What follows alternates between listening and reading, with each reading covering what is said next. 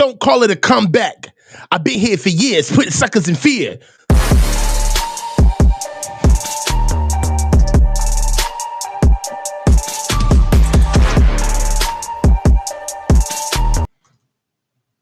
Wow, we are here. I don't know what just happened, Tom, but we are in the game. It's your boy, the coach. Welcome to the Coach's Huddle, where the field meets family.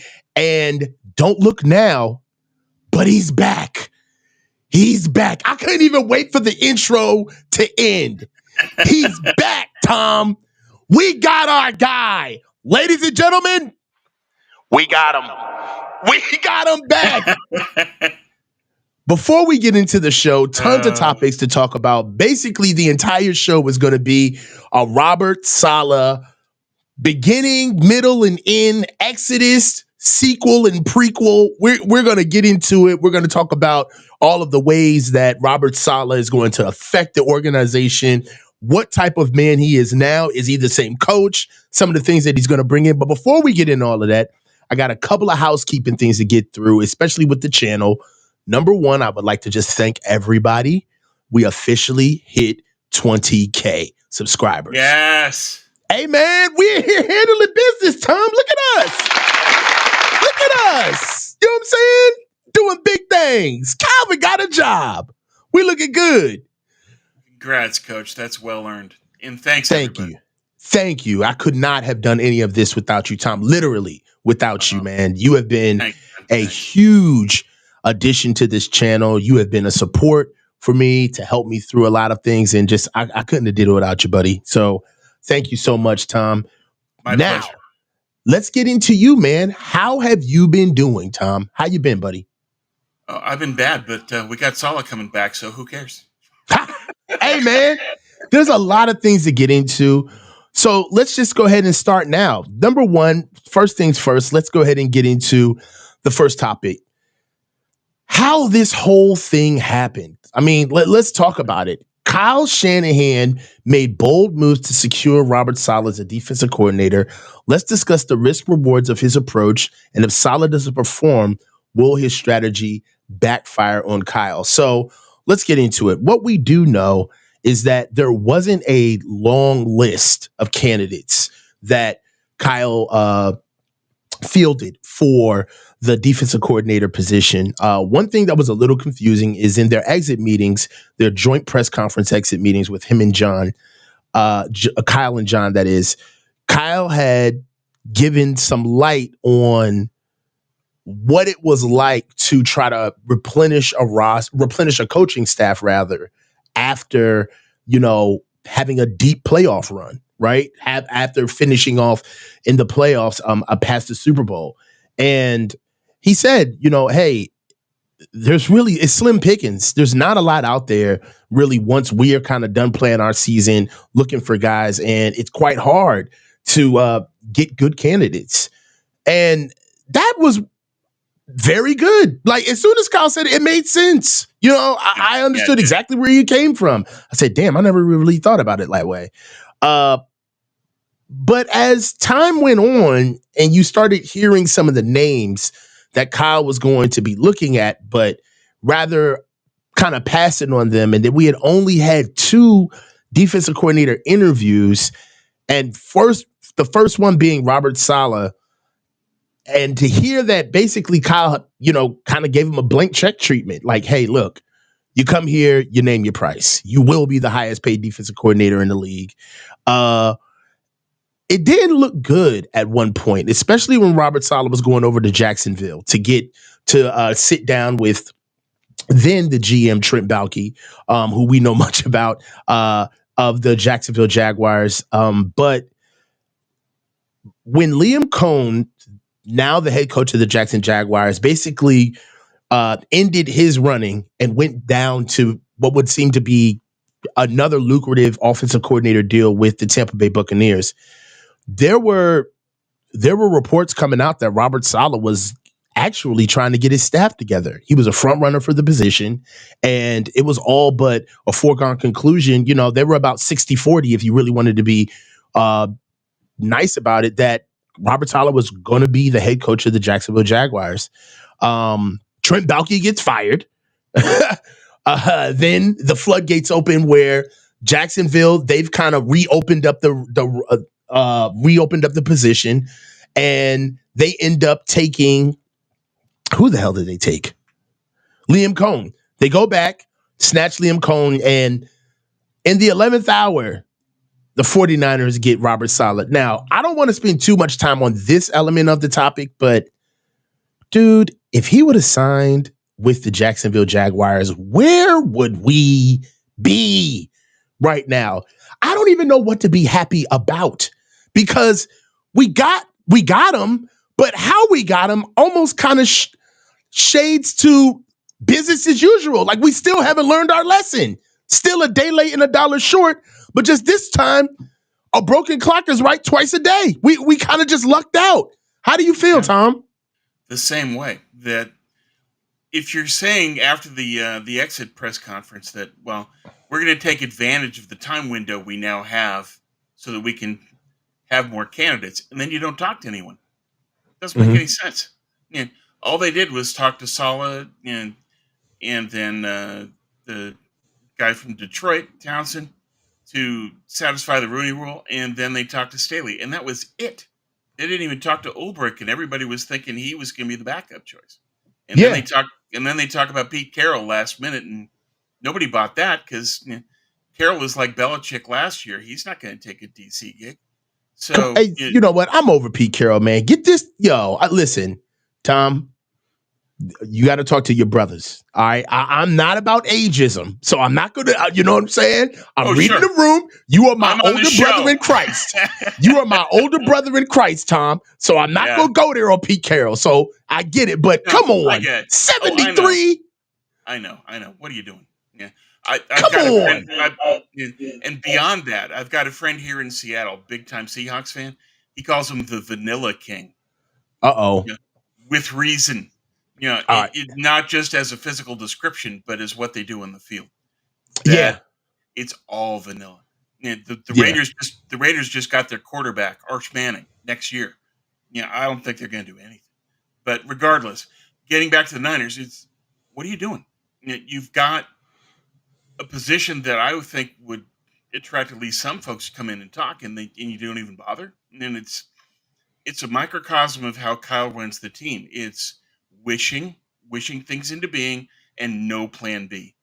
And he does that in everything. It's just wishing that CMC returns, wishing that Dre returns, wishing that all these veterans you double down on aren't going to get hurt, and then they do, and then you don't have a plan B to fall back to. It's how Kyle runs the team. This has to change.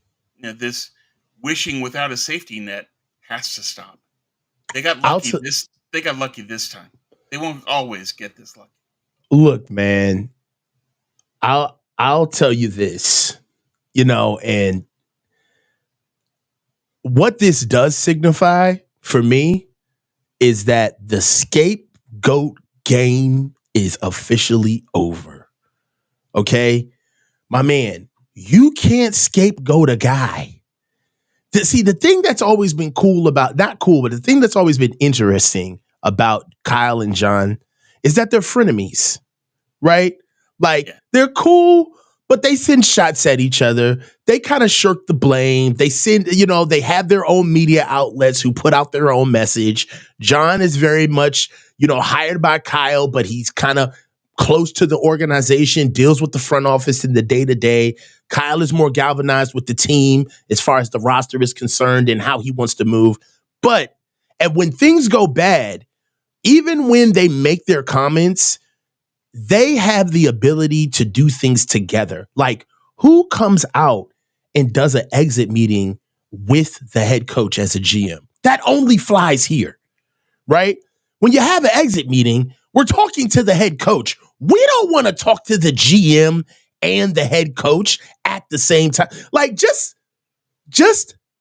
the optics of how our team is built is completely ass backwards. The fact that we can't even speak to Kyle alone. John has to be there to play cover for Kyle. But I will tell you this. Kyle can't blame this. Kyle can't Wilkes Robert Saleh. He can't. He can't Nick Sorensen Robert Saleh. He can't. And after waiting this long, there's no way you can then point to Saleh and say, "Gee, we didn't know. This was your man. This was your guy. This was your guy.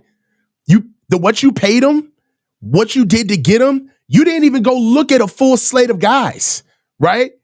I'll tell you this. Kyle is floating on his own. He is truly on offense. It's on offense now. It's on the O, right? So one thing that we have to look at is that how Kyle acquired Robert Saleh almost validates him in the same token, right? Yeah. It's what you paid for him and the fact that you waited on him, basically. You literally leveraged yourself. This is what you should not do as a head coach, where you leveraged yourself to the point where all of your best options were getting hired around the league, and you were just waiting for this guy to say yay or nay. We were like waiting for the Pope smoke. So, in my opinion, I just don't want fans to forget about this moment where, hey, by hook or crook, it still begins and ends with Kyle. Now that we have gone into it, I want to get into the next topic, okay? And really, the next topic is the pros and cons of this move, right? So let's break down the good and the bad of bringing Robert Saleh on board. What does he bring to the table, and what challenges or concerns should the 49ers faithful keep an eye on? So what are some of the things that you think are obviously good right off rip, but what I'm more focused on some of the things that we should be paying attention to, because, for what it's worth, we love Coach Saleh for everything that he's did for the organization especially during his tenure here. But he got fired. Okay. And, there's a reason why he's here. So what are some of those things that we should be looking out for as fans? The main pro that I take away is he changes the culture, and that's something that had to change this year. Because you go back to last year, Sorensen was so weak that he was essentially consumed by Kyle. And so the culture of the team became Kyle only. And it took on Kyle's personality. So you had no accountability, big ego, and looking out for number one. Now Saleh comes in, and he's an equal, and he brings balance to the force. He gives you positivity, energy, confidence. That's the yin and yang balance they've missed for a long time. And Saleh brings all of those things. I think that's the main positive, is that the culture had to change, and he will, and the players are going to follow his lead because they already have.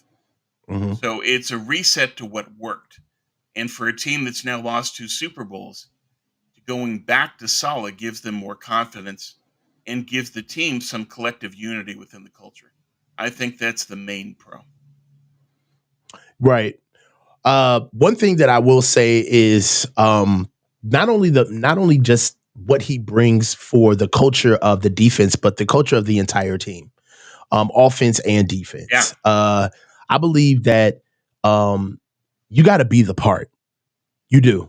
And as far as football coaches are concerned, one thing that I loved about the coaches that I grew up with, that I coached under, that I played under, even Coach Harbaugh, is that these guys, like, you could see the coach in Coach Harbaugh, right? You're going to see Coach Harbaugh walk into the organization and catch Coach Harbaugh lifting weights in khakis, right? Even Kyle, to some degree, man, like, Kyle is all about his scheme. That's one thing I will give him.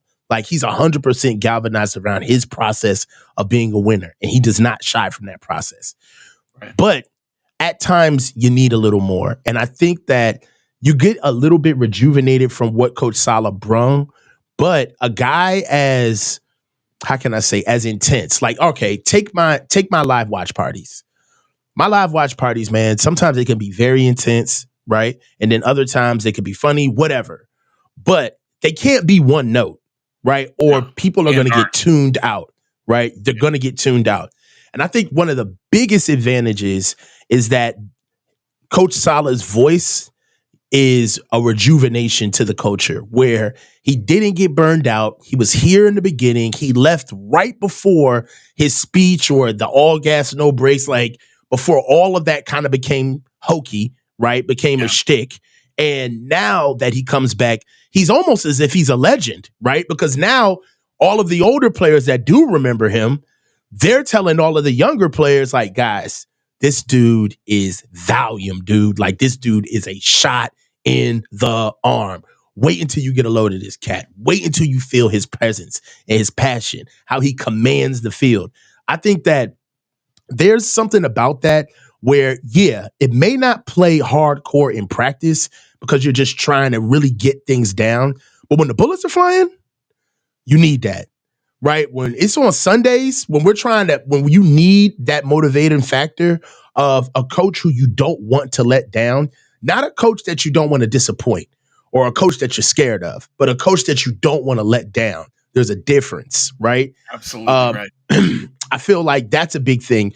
Another thing, speaking of the older players older players, basically, the older players that were here, I think that Coach Saleh, we're going to get into free agency and draft, and we're not going to go there. But just for the guys that are in the building already, like a Dre Greenlaw, like a Talanoa Hufanga, these are guys where now we have a little bit of a recruiting ploy ourselves with Coach Saleh being back in the building, where does Dre want to go somewhere else and play for somebody who he doesn't know? Right? Do they start to feel the continuity where they're saying, hey, man, one of the deciding factors of me flying the coop out of this place is that I didn't know who the hell you were going to bring in here past Nick Sorensen, but he wasn't it. And I'm not playing under a guy who I don't know. Bringing in a Coach Saleh to have that conversation with Dre Greenlaw of, hey, bro, not only do I know how to use you, but I know you. You know, not only are we going to put you in the best positions we can on the field, but, dude, you were a pup under my scheme. Give me a prove it year. Come on, man. Let's get you back on track. Don't be hasty, right? So I believe that there's a lot of old bones to who we still are. I'm not going to say who we once were, but I feel as though Robert Saleh was here when we were at our purest, right? With the culture that we have now, when it was straight cut fish scale, that's when Robert Saleh was here, like running bleachers in the morning, like all gas, no brakes, swarming, right? The revenge tour, like all of that was encompassed by Robert Saleh. So I believe that there's a tons of pros. Now with cons, one thing is that if it doesn't work, or if we do start to have issues, that's going to be a hard proposition to come up on because we spent so much to get him here. I think that we almost are, in a way, and there's no way to push back against this, Tom, but in a way, we are kind of setting ourselves up because we're so heavy-handed. I don't think there's anybody who's against this move. There's nobody who's saying, nah, we could have went somewhere else. Like, no, I think this is like about a 99. This is probably like one of the only surefire things that all Niners fans can agree on. And we don't agree on anything. But if it doesn't work, what next? I don't think they have a next. It's you continue to play it out and wait for it to get better. Because again, what's the culture? Wish it into being. This will be another wish it into being moment, is that they'll wish that Saleh gets it done. But there's every reason to expect that he will. And that you look at his past and you say he's had top defensive units. You look at his past with the Niners, and one of the keys I think with Dre is that Fred Warner swears by Robert Saleh. Fred has the ear of Greenlaw. Fred is going to talk up Saleh to Greenlaw and say, you can't leave. You've got to be here for Saleh. Mm-hmm. I think that's going to really help. Hufanga, though, there's really nobody that has that Fred role for him. Mm-hmm. So I think Hufanga is more up in the air, but I think that the Saleh hire helps you keep Greenlaw because of Fred's relationship with Saleh. So we'll see how that plays out. But awesome. in terms of the other aspects, I think that they've painted themselves into a corner. There's nothing else they can do. This is it. Yeah, I tend to believe so as well. There's there's topics that in the show that I just want to jump straight to because Yeah, you get to it. know, Get to you it. know exactly how I feel, man. But Yeah. we gonna stay with this. But I believe that this is. I don't want to say the beginning of the end, but I feel like that this is going to be a polarizing moment in this regime, bringing Robert Saleh back. Be careful Yeah. what you wish for, right? Because he's gone out. And another thing about Robert Saleh that I'll tell you is that Robert Saleh has gone out and actually dealt with a menacing media in New York. Okay. Oh yeah. So And if this is you nothing. dude, if you think that he's not going to come back and dance around this media pool, bro, Oh yeah. dude, it's going to be like Fred Astaire, dude. It's going to be a masterful. Every time he comes out here, he's going to be like, this is freaking like this is nice. Like no tough questions. Nobody's asking me about performance based questions. Oh my god. So I'll say this. If we lose, if there's anybody who's going to have the tendency to win people over, it's going to be Robert Saleh. No question. That's a pro. But for those of you, depending on how you're looking at it, it could be a con. For those of you who are rocking with Kyle. But hey, let's get into our next topic. Robert Saleh, head coach of the defense. Again, this is all of this stuff is out, man. Saleh has been referred to as the head coach of the defense. What will his first order of business be, and what does this new power dynamic mean for the team's overall structure? Now, this is interesting, Tom, because I'm always hard on Kyle. Pause, like I am, but I'm critical of him. Sure. We both are. But if I was Kyle, I'd be a little pissed off with this. You're not the head coach of the defense. I'm the head coach. You're the defensive coordinator. I don't care how much they pay you. You're not the head coach of anything. You're here because you're running the defense that I want to run. But it doesn't feel that way. This feels like Kyle brought in Robert and said, "You got carte blanche, bud.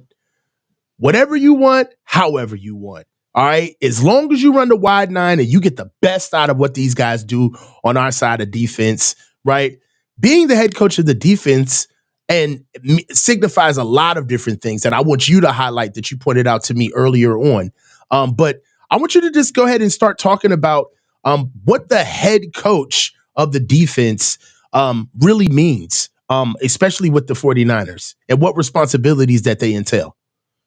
Well, they wanted Saleh so badly that they packaged a deal for him.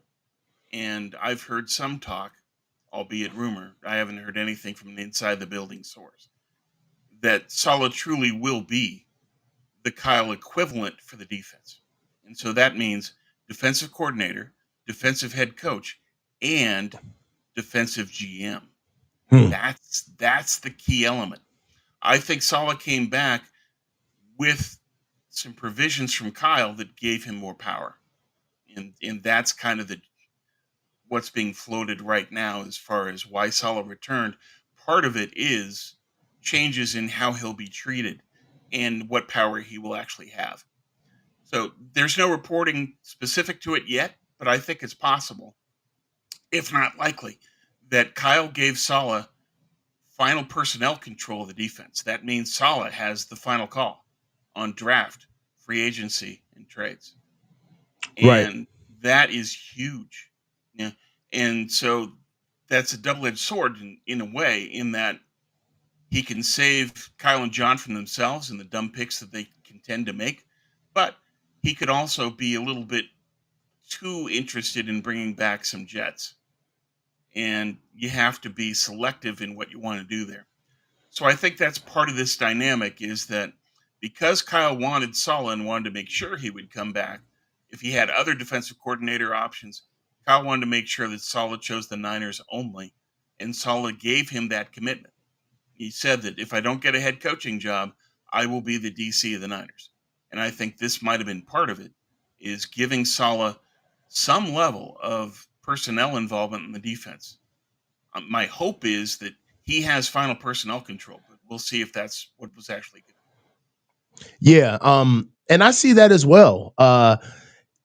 One thing that is different about Coach Saleh is not, he's not negotiating with the Niners as a defensive coordinator the same way he was negotiating with the Jets to be a head coach.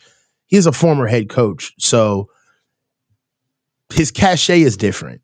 And I believe that if you're a hot name, that there's a window for you as far as being a hot name with coaching contention. And I believe that Coach Saleh is still a hot name. I believe that there's a lot of narrative around his tenure with the Jets that was out of his control, and a lot of people understand that. So him getting a fresh slate and moving on to another team is very plausible. Like, that's something that's still in the now. And if you're Coach Saleh and you go be a defensive coordinator and take that demotion in a sense, you want contingencies that you control your own destiny moving forward so you can get back into the pantheon of being a head coach. So how can I, for lack of a better term, Coach Saleh was not talked to like Coach Wilkes was talked to hire for this job. Okay, to get this job. All right. This was a different way around. Like, hey, when I'm in cybersecurity, there's a difference between when you are interviewing for the job, okay, and then it switches and then you start interviewing them when you know you've got the job. Right. Okay. There's a clear switch where you're interviewing and they're putting you through the ringer, and you may go through like 4 or 5 rounds of interviews. But after that 3rd round interview, you're like, oh, I got you guys. Come, it's time. So I believe that there definitely was a flip with Coach Saleh where sometimes the organization, they can leverage only but so much. But once you show that you got the goods, they're giving it up. Like, yo, we need you. We got to have you back, like, in a real way. And I believe that there was a conversation with Coach Saleh. And it only makes sense, right? Hey, I've been running this defense successfully. You're not bringing me back. You're not bringing me back to replenish this defense. You're bringing me back to run it my way. Okay? Exactly. That's the difference, okay? Coach Wilkes was brought here to keep a ship afloat, right? That's what Coach Wilkes was brought here for, to keep the ship afloat. And, hey, with your own personal expertise and with DBs, give us a bump, right? Coach Saleh was brought here to actually bring back the mode of how the defense was ran. And I do believe that. I do believe that he was given carte blanche as far as being able to pick what guys come in here. I do believe that there's going to be a mass haul on Jets players. I got some D linemen coming back here. I wouldn't be surprised if DJ Reed came back here. Tyler Conklin may be a guy that I wouldn't be mad that they came here if he came here for the right type of money. So we'll see exactly what we can do as far as that's concerned. But also being the head coach of the defense means that the team is, in my opinion, the team is a little bit more disjointed more than ever, in a sense. I know Spagnuolo kind of runs the defense with the Chiefs, but it's clearly Coach Reed's team. So what's this? I don't understand. How can I say this? When Kyle was here last year with Coach Wilkes, it was widely reported that Kyle was actually starting to take over game planning for the defense. Kyle had actually taken it over himself. And, at one point, there was an ownership on Kyle's side to say, like, hey, I'm the head coach. We run this defense because of me. You're not living up to my expectations on your performance. So I'm going to go ahead and take over here.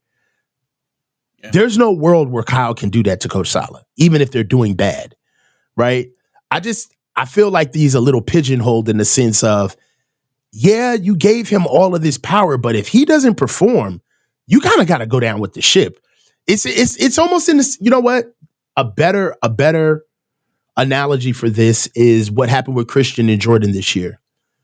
Kyle forced Christian to get on the field as fast as possible because of the money, right? Because there was no other way. Even with us as fans, realizing like, man, there was kind of a time where Jordan Mason was leading the league in rushing, at least at attempts per attempt. And, it would have been really good to kind of see them both thrive on the field and, by helping all of us. But you seemed a little hell-bent on making sure that Christian played as much as possible. And a lot of that is the element of that contract that he signed this offseason. And him coming in hurt doesn't help Kyle. I feel like, in a sense, what he did again, making sure that Coach Saleh got this bag, is now you got to ride or die with this guy. And the moment we get any type of reports that Kyle is stepping over to help the defense, yeah, you're going to do what needs to be done, but it is going to be egg on your face because once again, you're footing the bill for something that you asked the organization to pay for. Right. Yeah. He put himself out there and said, okay, I'm going to parachute Robert Saleh in on this island, and he's going to run the island. That's essentially what's been done here.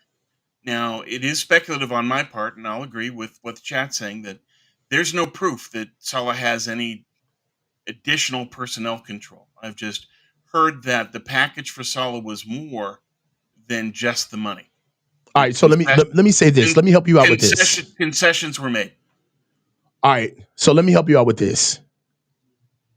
If Brandon freaking Staley can come in here and start picking the groceries on defense after stinking up the place in LA, Robert Saleh has a say on who comes in here on this defense. Like, make it make sense. All right? Oh, sure. If Brandon Staley can come in here and say, well, I know I know Jordan Elliott, and you know what I'm saying? And I know Malik Collins, and I know, Leonard Floyd. I've had some information with him. If Brandon Staley can do it, you bet your ass Robert Saleh has say on who's coming in here. Stop it.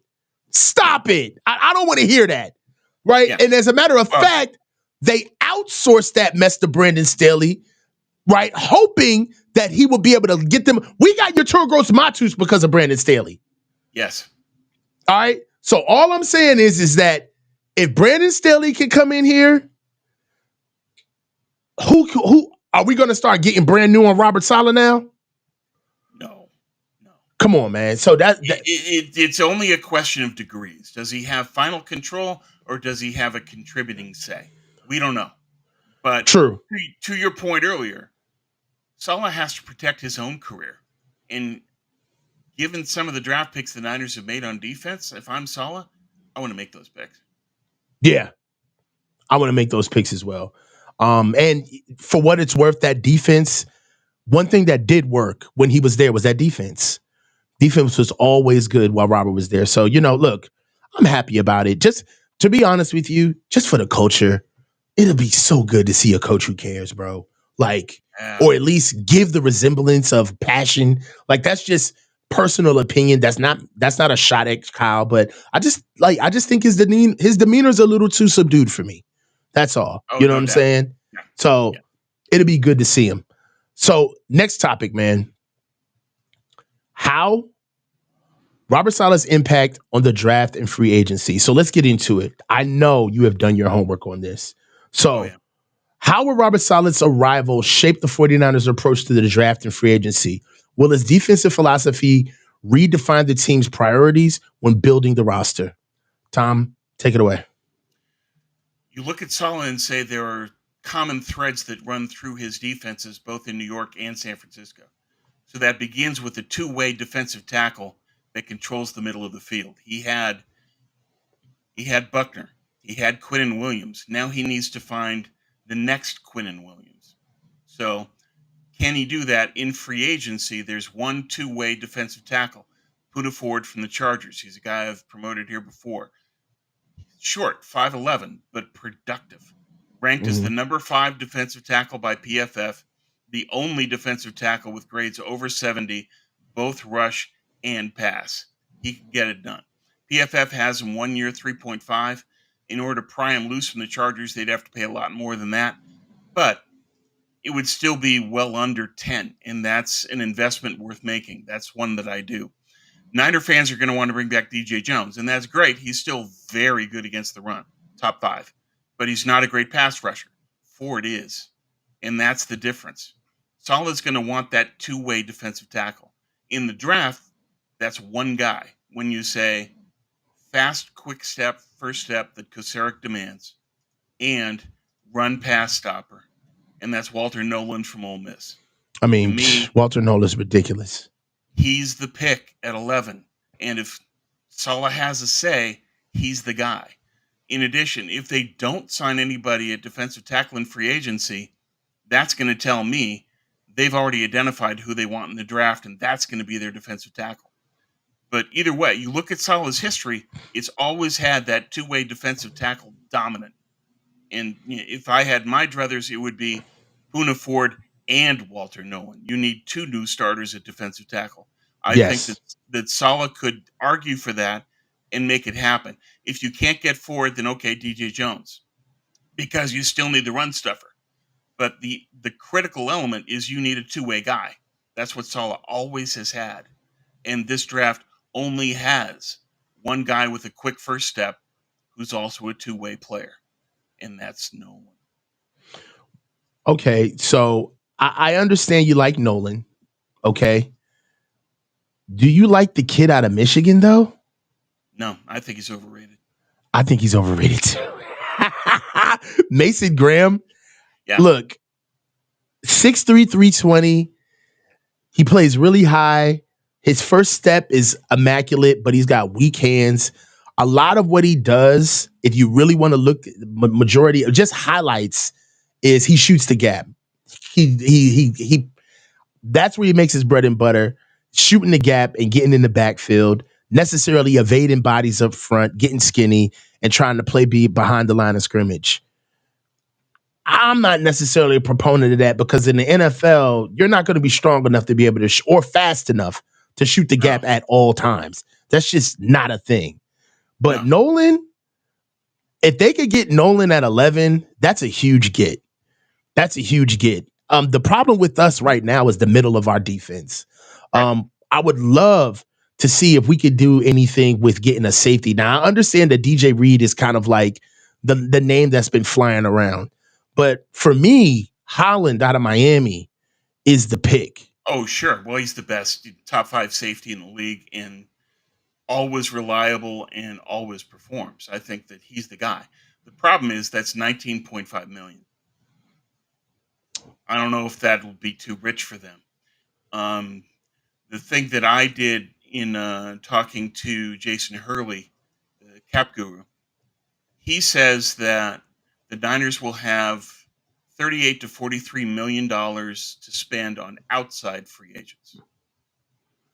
And that's going to be the key. Is okay, how are you going to break that up? If they're going to go after DJ Reed, he's 14. There's the Jets linebacker that they converted from safety, who's productive and really good. I could see Saleh bringing him over, and that's another 7. Is he So now, he's an unrestricted free agent? yeah, Jamie Sherwood, Mm-hmm.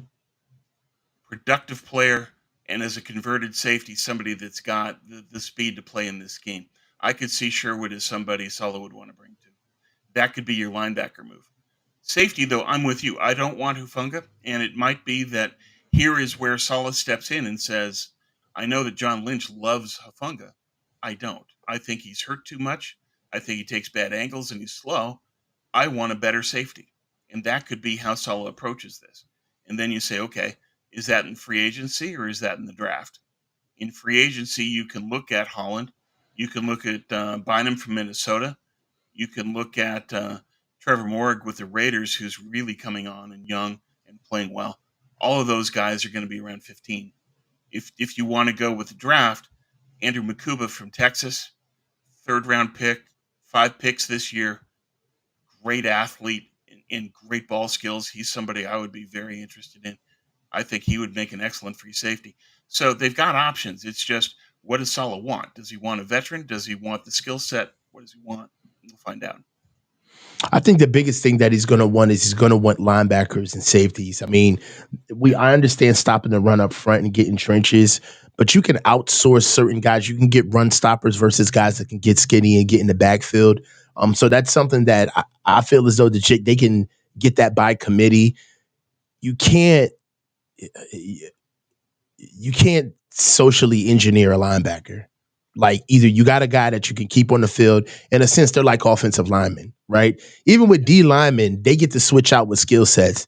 O linemen have to be everything, right? You got to have all of the skill set to play. We can't just switch you out. Same thing with linebackers. And for me, I think that's one of the biggest things. As a former linebacker himself, I believe that Coach Saleh is really going to try to put his DNA back into the linebacker room. One thing that you will say is that can say is that, once coaches put their imprint or their DNA on how things are supposed to be ran, especially with not only teams or sides of the ball, but a certain group, like a room, right? Right.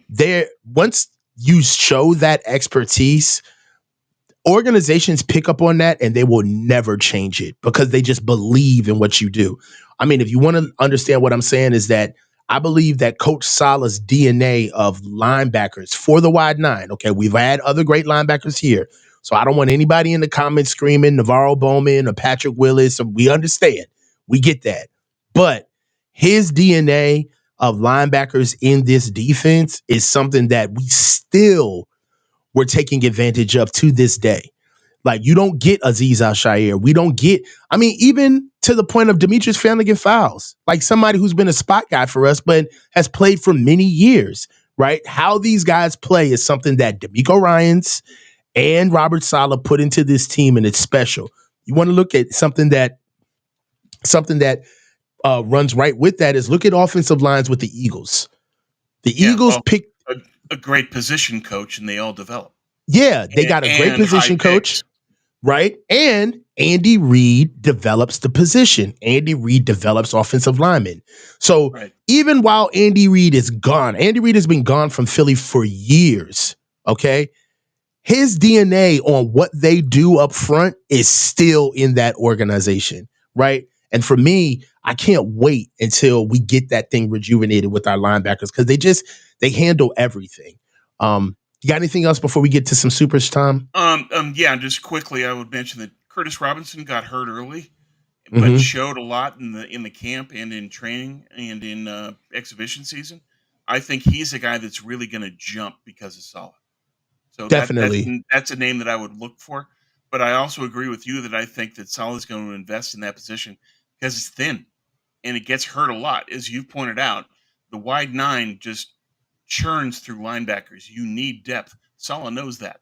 So I think that not only could he bring back Sherwood with him from the Jets, but he could also look to draft guys. I think that somebody like Ismail Munden would be a great pick in the draft as somebody that fits the system. For sure. Let's get to some supers, Tom, because I know we got some. I got somebody beating me up in the comments like, what, Coach, you don't read no supers no more? Get it together. So, Sean, $9.99. Thank you, brother. Groom his successor, maybe KJ Wright. If Kyle doesn't deliver, Saleh will take over as an interim. I don't think Saleh was fired in just. Robert got Saleh fired. I think the Jets would do it differently now. Okay, cool. I'm glad I waited, Sean, because I put the topics up and then you put up a super chat trying to put in your own little 2 cents about a topic before we got to it. So I see what you up to, Sean. I see what you up to. Manhattan John, I'm going to call you, John. If you remove Dre and Huff, how does Saleh replace their violence, heart, and effort? The same way we got them, draft. One thing and I hate players. I mean, if Saleh brings guys back from the Jets, he knows what they're going to bring. So right. What you're going to have on the field is more of that. I hate to do this, but guys, we get way too attached to these guys, bro. And they're great guys. They are. And they're human beings and they deserve all of the adoration and the praise and the fandom. I get it.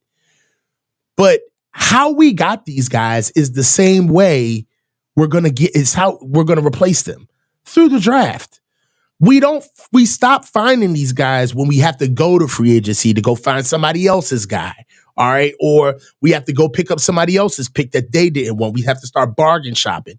How you go find these guys is you get them late in the draft, you develop them, you bring them into the building, you teach them your way how to play, and then you put them on the field when they're ready.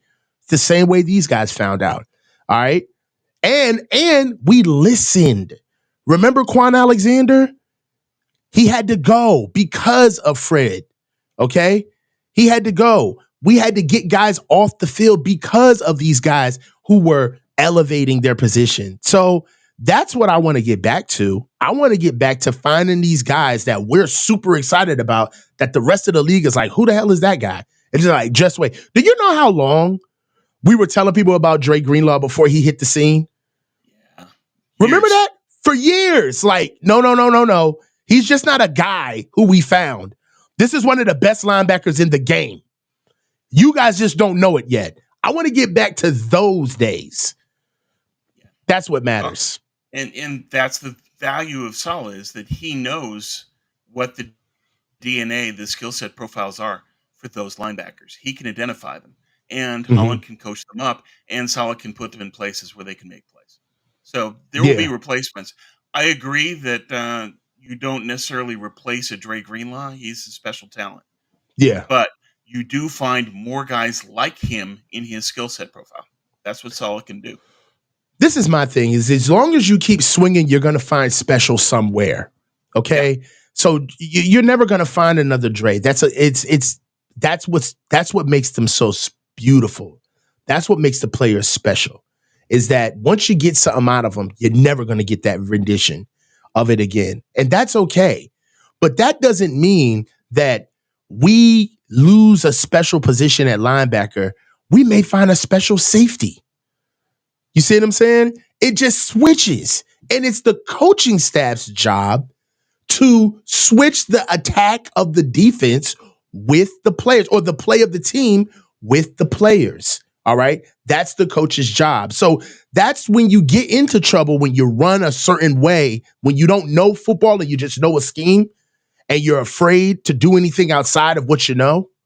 So you start shopping for a recipe instead of shopping for a diet. Okay. If you have a good diet, you know, hey man, as long as I have good greens, good protein, good produce, we're good to go. I'll make what I have to make at home. I know recipes. I can get a recipe together. All right. But when all you know is a recipe, you're sitting in the middle of the damn produce aisle saying, does anybody have any shallots? I cannot make this meal without shallots. And it's like, bro, if you don't get your ass some damn sweet yellow onions and call it a day, man, you don't know how to cook. That's your problem. You know how to make a recipe. You know how to make a dish. All right. So one of the biggest things with me is that, we may not get another George Kittle. We may never get another one. All right. But that doesn't mean we can't find a special right tackle. Right. So there's special guys all over the place. We just have to be bought into the process of putting our best foot forward. So I'm not afraid of losing players. Right. No. Football is going to outlive us. It's going to be here after we're gone. It's going to still be here. So that's the name of the game. We only get these guys for a certain amount of time, and then it's time to move on. Right. You know what I'm saying? But when you have somebody that's a chef who is somebody like Robert Saleh, then Robert Shallots. Yeah, great line. If you have a chef, he can make do with what you have, and he can find a way of saying, this is a guy that can still get what I need done, even if it might be at a different position. I understand. Hey, so let's get to the last topic of the show. It's going to be a good one. And I want to hear thoughts, man, because, man, this could be it. So Saleh's reputation makes him a top candidate for head coaching jobs in the future. If the 49ers struggle, could Saleh's role shift from defensive coordinator to head coach? Let's explore the potential scenarios. So I'm here for it. This, in my opinion, is very plausible. This could happen. So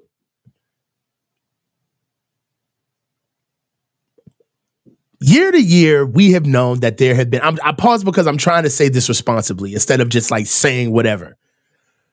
We've known that in the future, I mean, in the past, there has tended to be somebody who is a scapegoat every season, right? If we don't fail, if we fail, there's somebody or something that gets, you know, blamed, that wears the brunt of all of the criticism.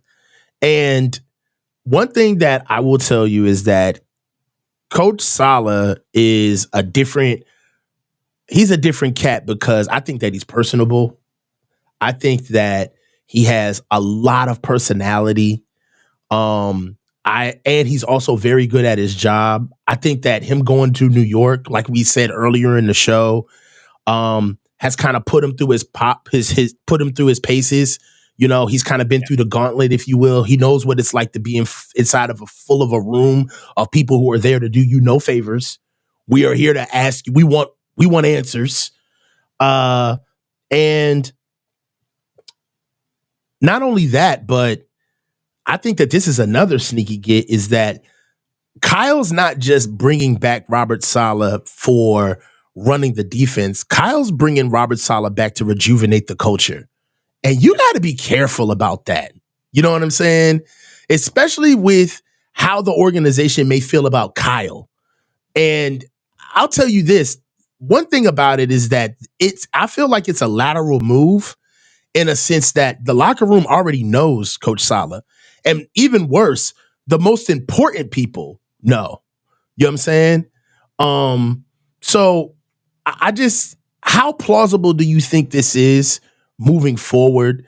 Do you think that the organization is paying attention to this? Has Kyle essentially hired his own replacement if things don't go well? And will the fans go for it? Is this something that the fans will start leading to where is there a world where we start losing games and the fans start doing and start treating Kyle the same way that they've afforded him to be treated in years past, where, hey, when we wanted to criticize Kyle, the number one thing that fans would do is they treat Kyle like an OC, right? They would say, oh, well, hey, forget the fact that we lost. Look at what the offense did. The offense is ranked 6th in the league. They put up this many points. You know, we're this in the red zone. You know, we're averaging 30 points a game. So how could this possibly be on the offense? It's the defense that didn't close out the games. What are you going to do? Okay, if this offense starts sputtering and we start losing games by 1 point, 3 points, one score, and we're holding teams to less than 3 scores a game, or 3 scores a game, and we're holding good teams to 21 points, 19 points, what do you think the fan base? Do you think it's plausible that the fan base, they could turn that same gaslighting shit that they do with Kyle year in and year out? Do you think that they could hang him with that and say, you know what, Kyle? I understand that we've won 9 games or 10 games and we barely made the playoffs, but for what it is, the defense is ranked top 5. Defense is ranked 3rd in the league, 4th in the league, and the offense is just sputtering along. Or even if the offense is ranked top 10 or 15, will people have enough knowledge to say no? You guys average some of the most drives in the league. You have the slowest offense in the league. And the only thing that really works here is this defense. And quite frankly, they just got put together in one offseason, and Coach Saleh has basically rejuvenated this defense, and we're still trying to get you to use the right guys. Could this happen? I'm not sure. I think that the Yorks will keep Shanahan as long as he's the golden goose. As long as he provides playoff home games, they make money, and that's what they're interested in. This ownership group is a cash register, and Kyle can make that cash register sing. As long as he does that, they'll keep him employed. However, if they don't make the playoffs again next year, now it's 2 straight years, and now you're 9 years into Kyle. Do they then say, maybe we need to pivot? And I think the issue for the Yorks in the past was, if we pivot, we're scared to death of a replacement, because look what we did. We hired, you know, Tom Sula, Chip Tom Kelly, Sula etc. and Chip Kelly. And Yeah. that's still going to be in their head and the fans' heads. Mm-hmm. But when you change that to we're going to make Robert Saleh the head coach, all of those things suddenly become different. Now it's this is a known quantity. This is somebody the team knows. This is somebody the team believes in. Could the Yorks then say there's way less risk in hiring Saleh? I think it becomes a possibility, but with the caveat that only if Shanahan doesn't produce the money they're expecting. They miss Agreed. the playoffs, then Kyle's position is insecure. Until then, it's not. I love your point. And your point basically is one of the leading factors that Robert Saleh could possibly get the job is because because the Yorks don't know who else to pick if they were to move on. Right. It would make too much sense for them, right? That's one of the reasons why I feel as though that there's so much pushback. Uh, there's so much pushback when Kyle's job is probably in question or there's failures with the team. You get full throated support from Jed, but I don't. He can miss me with that shit. I don't really get moved by that when he pushes back so hard. Like, and you can print that Kyle's not going anywhere. It's like, bro, the fact that you did all that, you come on, man. We know that you scared. Like you can't find nobody else. There's nobody else that you can find, bro.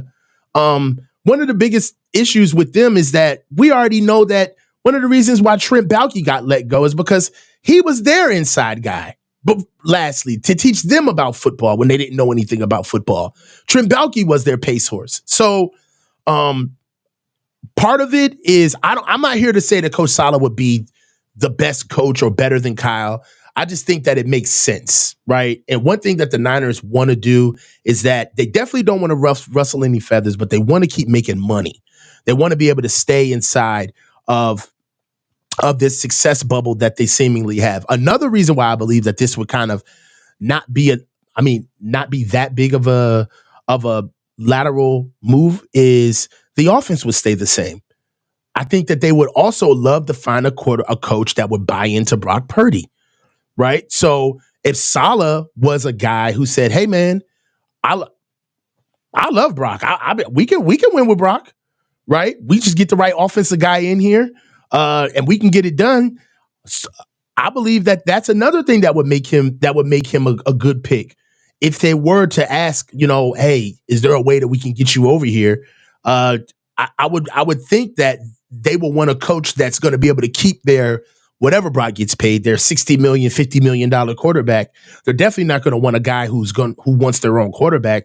So I don't know, man. I believe that So it's this is possible. one thing that can we say this is true? Tell me if you agree with this or not. And I want the chat to push back on this too. For all of the years that we have been inside this Super Bowl window, I think that we are a defensive team. We're a defensively led team. Would you say that or not? Would you say that we're an offensively led team or a defensively led team? Defense. And Defense. and and that's true even going back to the Walsh days of they didn't make the Super Bowl unless the defense was elite. Yeah. So I don't know. It's going to come to a point where I know that Kyle has brought in, the new wave of what we do offensively, but we're a defensively led team. I say that, Harris. One thing that I'm gonna indulge you too, Harris. What do you think? What do you think about Robert Saleh being a 1-year rental? How plausible do you think that is? It's going to depend on his level of success. Yeah, I think that the Niners are so far away in personnel. This isn't a 1 year job. It's two because they have so many holes they have to fill. Saleh can do well. He can show progress and say, I'm establishing a culture. I'm rebuilding our defense. We're getting better. But until that defense is top 5, 10, is he really going to cap somebody in the league that's got a head coaching job that says, yeah, Saleh's the guy I need? If he's got a top 5 defense, now people are paying attention. I don't think he's going to get that until year 2 because the Mm. personnel holes are that omnipresent. I mean, You look at this defense and say, okay, how many more pieces does Saleh need to add to run the defense he wants? He's got to add a lot. And you've only got so many picks and so much you can do in free agency. I think that you can argue in a vacuum, Saleh can turn this around and be gone in a year. But I think it's going to take him longer to get to the selling point of his ability to where he can then land a head coaching gig. I agree too, Tom. I think I tend to think that at the very least he'll be here for 2 seasons. Yeah.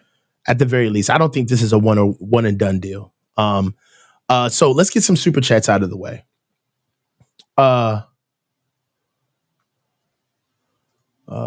James Doneth, Coach. What do you think of Arondre Gadsden II, tight end out of Syracuse, as a third round pick? I think that third round, maybe in a late third round, that'd be good. I mean, I like his size, 6'5", 240 guy. Can move too. I think he's a sub 4.5 guy. My only thing is that can he block? But it's very important. The Niners, I believe that there's a couple of coaches on this staff that, in my opinion, are kind of getting away with murder. Leonard Hankinson, receivers coach, the tight ends coach. I mean, I don't really see anything being groomed or developed outside of George Kittle.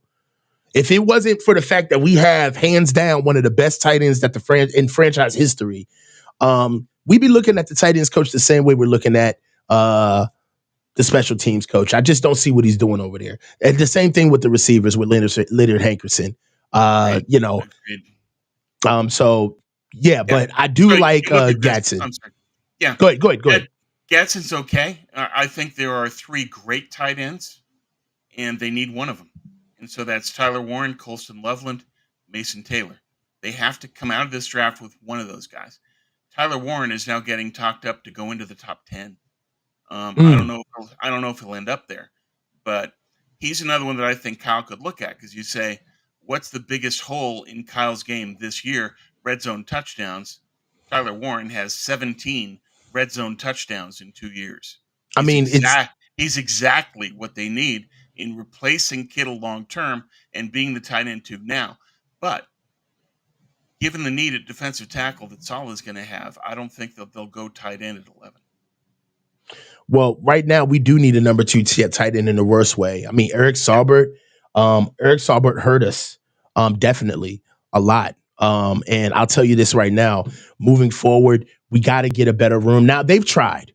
All right. We tried. Yeah. I mean, we had the Ross Dwelly years for a long time, but they did get Cam Latu. All right. They tried to get him in here. They tried Braden Willis. They tried to get him in there too. So, it hasn't been for lack of trying, but they need to hit on the position, or at the very least get guys in there that they can groom and develop and actually expound on their skill set. Thank you for the donation, James. Frisco, my guy. I'm sorry. Last thought on the tight end is, I think that the Taylor is somebody that hopefully they can get with their 3rd round pick. Awesome. I think that's something that they're going to have to look at, is we have to get a tight end too, and this is a talented draft pool. You need to get a pick in this draft for tight end, and it needs to happen relatively early. Frisco Shields, $9.99. Thank you. The Niners defense needs positionless athletes on the D line. Guys that can play D tackle, D end edge, and outside linebacker. That's asking a lot, Shields. To disrupt blocking schemes and pass protection. Who in this draft can meet this criteria? Reggie White? Julius Peppers? Yeah. Well, here's the thing with that, is that there are guys in this draft who have the versatility of inside-outside. The 2 tweeners are at A&M. Nick Sporton, the edge, and Shamar Stewart, the defensive end, who will move in the league to defensive tackle. What have the Niners' success history been with players that they're looking to say, okay, we're going to MacGyver this guy. He plays in, but we're going to move him inside, and he's going to be great. What's happened?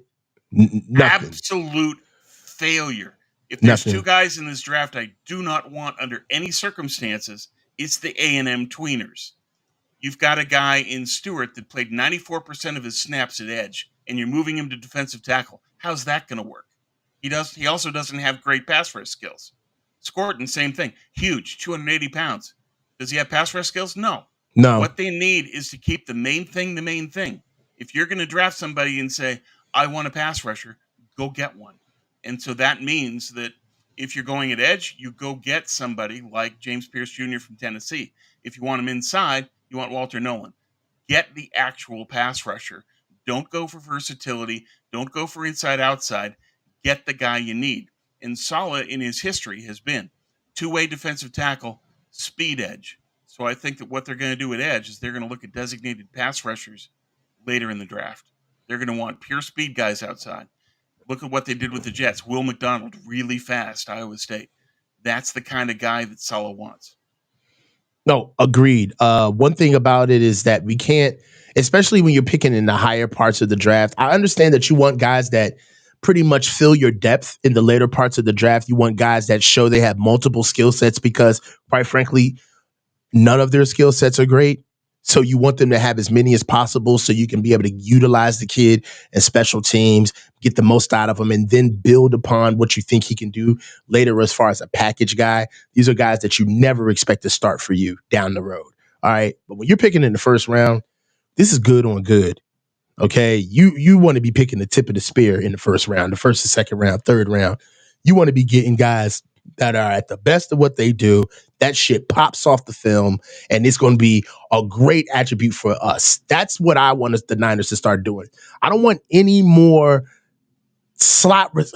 This is not all right. This is not a shot at Ricky Pearsall, but his acquisition is exactly what I'm talking about. To be real with you, like picking a slot receiver up in the first round is getting a guy because what? Because he's quick with routes.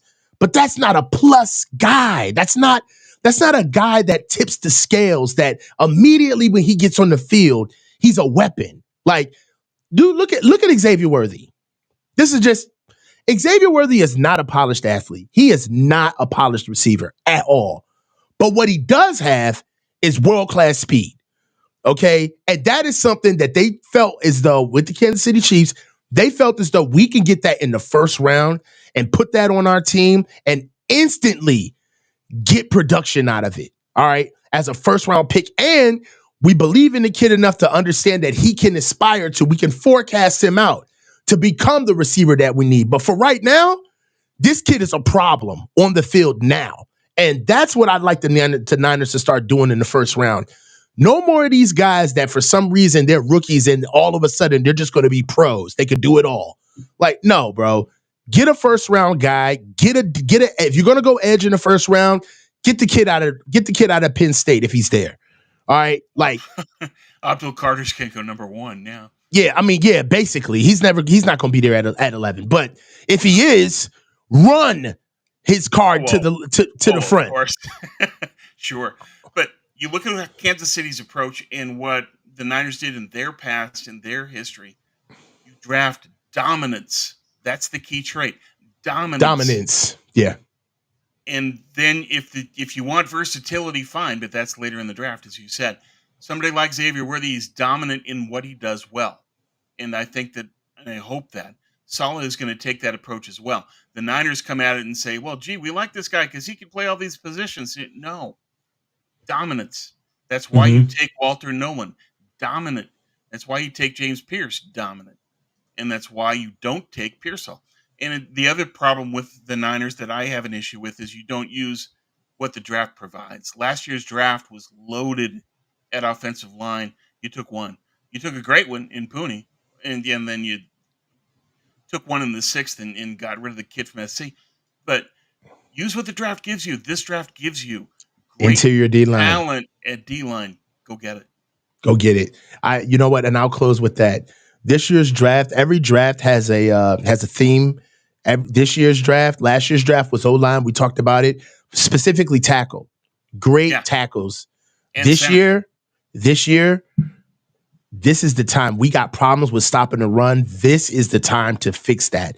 We could fix that in this draft. All right. Interior defensive line, safeties, all right, and interior offensive line. The middle of the field is what this draft is about this year. The middle of the field. And except the quarterbacks. They're trash. Yeah. Well, yeah. But it's always been a truism, and I've heard this from the advanced scouts when I was sitting next to them in the press box at Candlestick. They said that one of the keys to success, you control the spine. You control the middle of the field. The spine on defense is vital. The spine on offense is vital. You have to do that. And so you need defensive tackle, linebacker, DB. You need to and safety. You need all three levels. And then on offense, you need a center that can control the game, a quarterback that can run the game, and a running back that can cause the damage. Spines are important. The Niners are very weak in their spines right now. That's what this draft has to address. Yeah, and for the sake of Kyle, maybe you get to call a full game instead of calling around your offensive line. You can actually use them. So I do feel for him in that standpoint of, hey, you want a good offensive line.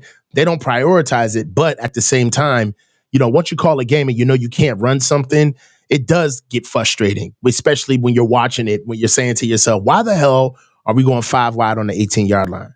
Why are we going 5 wide, or why are we going gun on the 3-yard line? It's because we can't run it. Right. Big Des said it best, fix the trenches. Right. And then to turn around and complain we're not getting red zone touchdowns. Gee, why? Because we can't do simple shit. Yeah. Like some of this, dude, one of the biggest reasons why red zone wasn't working this year is because we simply can't just run the ball. When you got to do all of that bullshit, running all over the place, the annexation of Puerto Rico, double screens. Come on, man. It's like, can we just run the ball? Yeah. How the hell do we got what's the dude's name? Richard, the fullback out of Baltimore? Richard. Dog, they talking about Patrick Richard. They turn around giving this dude the ball. Hey, man, run this thing in. You know what even killed me? How come we never put up any wildcat with George under center? That would even work. Yeah. Well, and that's some of the touchdowns for Tyler Warren at Penn State. He's got 3 or 4 red zone touchdowns as a runner. Yeah. Look, orbit. Look, Marissa said orbit motion. I'm so sick of it. Hey. Man. Tom, today was a good one. Will be back next week. We are back at it. We will never take this long again to do a show. Tom, thank you so much for staying in lockstep with your boy. What do you got for the rest of the week? What do you got tomorrow? I know you're watching the game. Yeah, watching the game and listening to you. I'm looking forward to that. What's going to happen in the NFC? That's going to be fun. So yeah, I'm just watching the games, and then I'm going to write about the NFC.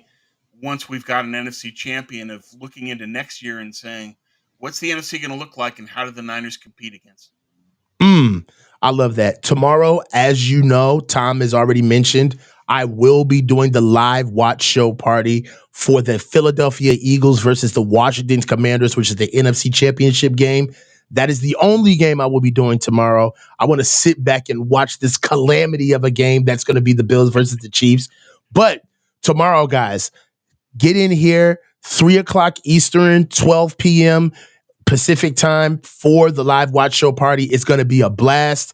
I always love doing these. And if you've never been to the watch show party, it gets a little intense. So I'm telling you now, all right, turn your volume down. And we've cleaned up the show a little bit. So it's kid-ish friendly. You got middle school kids, high school kids, bring them on through. Outside of that, I really wouldn't bring them by. But for the watch show party, it's going to be a good time. Tom, I love you. Another great show. Guys, great stuff. This is another one. Hey, and I'll send out a little flyer for the show. For the channel hitting 20K to get that out there for you guys. I love the support with you guys. Also, memberships are coming. The Heart of the Huddle is coming up. We're going to have some exclusive content, some podcast stuff that we're going to keep coming. Yeah, that's right. You heard me first. Podcasts. Coach is starting a podcast. We're going to be putting those episodes for memberships only. And that's all we got for now. Until we meet again. Tom, love you.